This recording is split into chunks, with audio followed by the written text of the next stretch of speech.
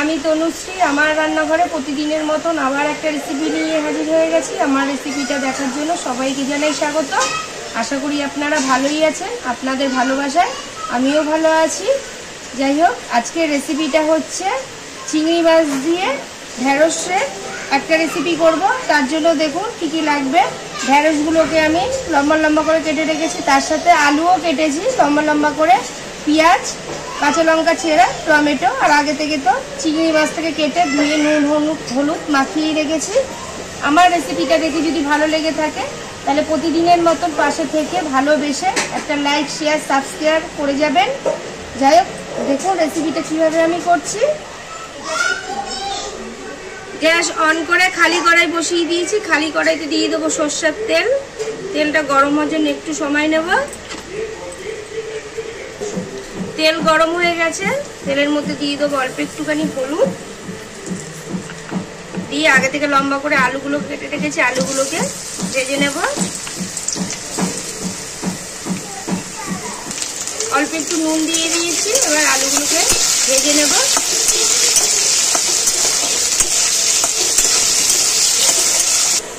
লাল লাল করে আলুগুলো ভাজা হয়ে গেছে, এবার আলুগুলোকে তুলে নেব। গরম তেলের মধ্যে দিয়ে দেবো ঢ্যাঁড়স, আলুর মতন করে একটু ভেজে নেবো নেড়ে ছেড়ে। অল্প একটু নুন দিয়ে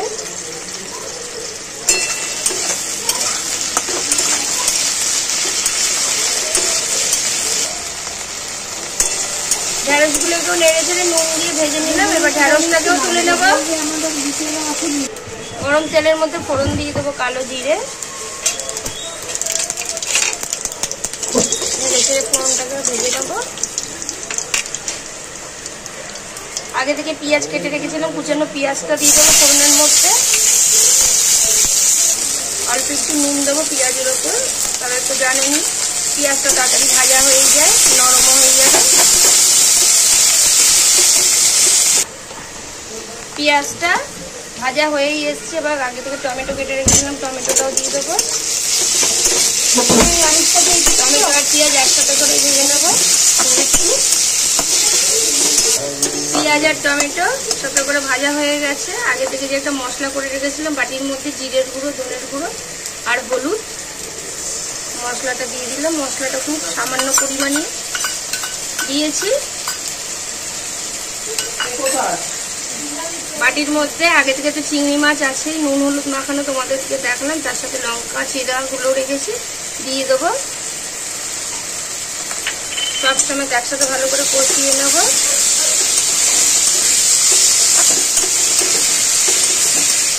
চিংড়ি মাছ দিয়ে মশলাটাকে ভালো করে কষিয়ে নিয়েছি।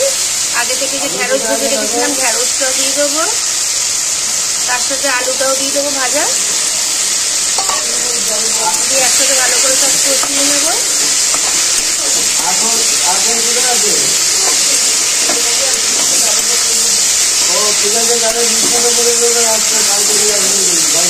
সব সময় ভালো করে কষিয়ে নিয়েছি।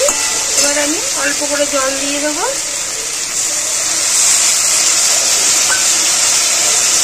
একটা ঢাকা দিয়ে কিছুক্ষণের জন্য একটুখানি ঢেকে রাখবো, তাড়াতাড়ি সেদ্ধ হওয়ার জন্য, যেটুখানি সেদ্ধ বাকি আছে।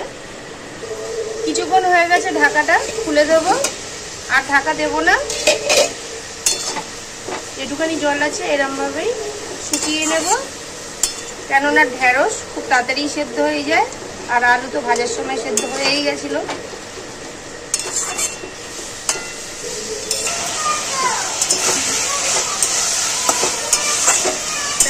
হয়েই এসছে, আমি আর কিছু দেবো না। স্বাদ মতো নুন তো দিয়েই ছিলাম, তাই জন্য আর কিছু দেবো না।